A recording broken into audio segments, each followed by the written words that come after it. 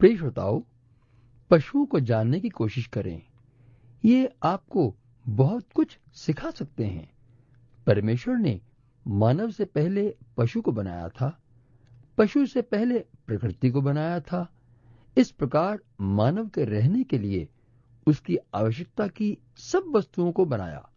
इसलिए जब मानव परमेश्वर की संगति खो बैठा और उपाय सोचने लग पड़ा कि कैसे मैं वापस परमेश्वर को मिलूं, उससे पहले की तरह बातचीत कर सकूं, तो उस कोशिश में वह आनन फानन में धर्म की खोज करने लग पड़ा और जरा भी परवाह न की कि परमेश्वर तो तब भी उससे अपनी रची प्रकृति के द्वारा बातचीत करता रहता है।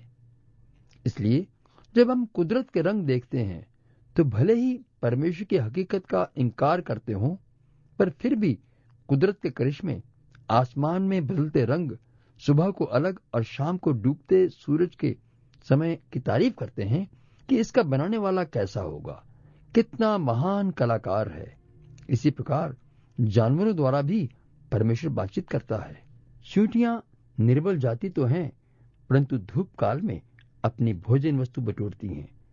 शापान बलि जाती नहीं, तो भी उसकी मांदें पहाड़ों पर होती हैं। टिड्डियों के राजा तो नहीं होता, तो भी वे सब के सब दल बांध बांध कर बयान करती हैं। और छिपकली हाथ से पकड़ी जाती तो है, तो भी राजभवनों में रहती है। 3 सुंदर चलने वाले प्राणी हैं, वरन 4 हैं जिनकी चाल सुंदर है।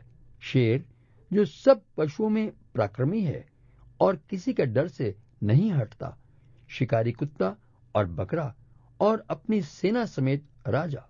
चूंटियां निर्बल जाति तो हैं, परंतु धूप काल में अपनी भोजन वस्तु बटोरती हैं, अर्थात हर काम समय के मुताबिक सही करती हैं। सुस्ती नहीं, बल्कि चौकस रहकर अवसर को बर्बाद नहीं होने देती।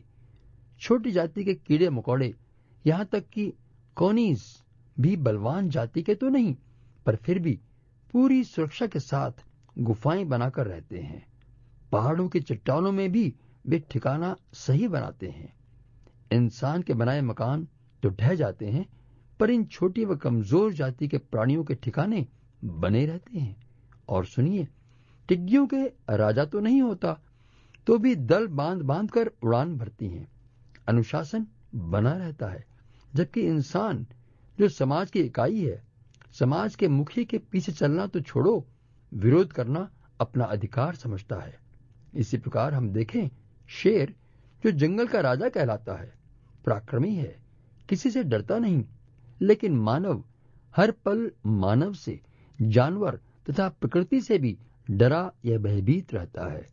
अब तनिक फिर सोचें, क्यों मानव होते हुए परमेश्वर ने जिसे अपने हाथों से सृजा, अपने गुण दिए, अपनी संगति का पूरा अवसर दिया तथा सारी सृष्टि में सबसे ऊंचा बनाकर सब पर अधिकार दिया, क्यों इस प्रकार से दुबली पतली बिगड़ी दशा में है?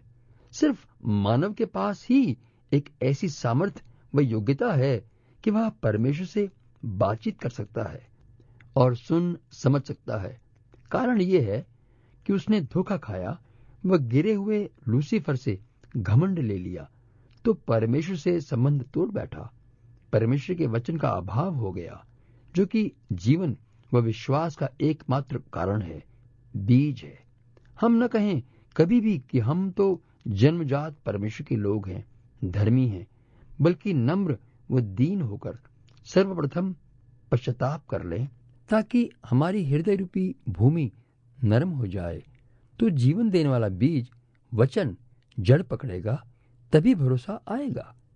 मैं जब श्रोताओं के पत्र देखता हूं कि मेरे लिए प्रार्थना करें, मुझे बीमारी ने वर्षों से जकड़ा है, या दुष्टात्मा सताती है, या गरीबी में पड़ा हूं, खैर परमेश्वर कभी तो सुनेगा, उसी ने दुख दिया है, वही कभी सुख की घड़ी लाएगा।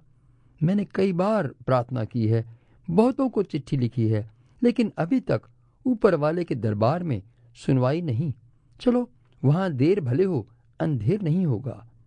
मेरे प्यारे भाई, प्यारी बहन, इन पत्रों को पढ़कर मेरा दिल रोता है कि आपके दिल में नम्रता रूपी घमंड भरा है। जमे हैं अपनी बात पर कि हम तो सब बातों में ठीक हैं, बस ऊपर वाले की दया में थोड़ी देर हो गई है। बातों ही बातों में सारा दोष परमेश्वर पर लगाकर अपने आप को भला मानस, परमेश्वर पर विश्वास करने वाला कहलाना चाहते हैं, जबकि उसी परमेश्वर पर विश्वास करते ही नहीं है कि वह अपने वचन अनुसार हमारा भला करने वाला, चंगा करने वाला दयालु परमेश्वर है। परमेश्वर तो कहता है कि मैं विलंब से क्रोध करता हूं, पर आप कहते हैं कि वह विलंब से दया करता है ना यही आपकी विचारधारा? बदलिएगा जनाब, इस हकीकत को मान लें कि आपका विश्वास खोखला है, धारणाएं गलत हैं। दरअसल वचन की शिक्षा और विश्वास की कमी है जो आपको खाई जा रही है।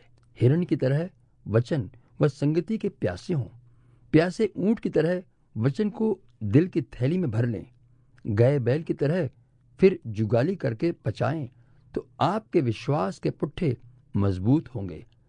तब आपके जीवन में जो भी बुरी आदतें या विचार जड़ पकड़े हुए हैं वे उखड़ जाएंगे। जो समस्या पहाड़ बनकर सामने रुकावट बनी है वही आपके ऊपर उठकर उड़ान भरने का सहारा बनेगी। ये विश्वास का खजाना आपके लिए है। किसी भी जानवर के पास उसे संभालने की क्षमता नहीं, पर आज परमेश्वर आपको समझा रहा है कि जानवर से बदतर मत बन, बल्कि ए मूर्खानंद संभल जा, जाग जा। परमेश्वर का अमूल्य विश्वास का भंडार तेरे लिए है। अंधकार के गड्ढे में मत बैठा रह, बाहर निकल आ। आइए ध्यान से मेरे साथ प्रार्थना में शामिल हो जाइए। आपके जीवन की हर समस्या को जड़ से उखाड़ने के लिए मैं जो कहता हूं उसे आप स्वीकार कर लें, धन्यवाद दें। सृष्टिकर्ता परमेश्वर, इस समय उपदेश सुनने व मानने वाले हर भाई बहन को मैं आपके हाथों में सौंपता हूं कि आपका वचन इसके जीवन में खुल जाए, ताकि वहां प्रकाश हो।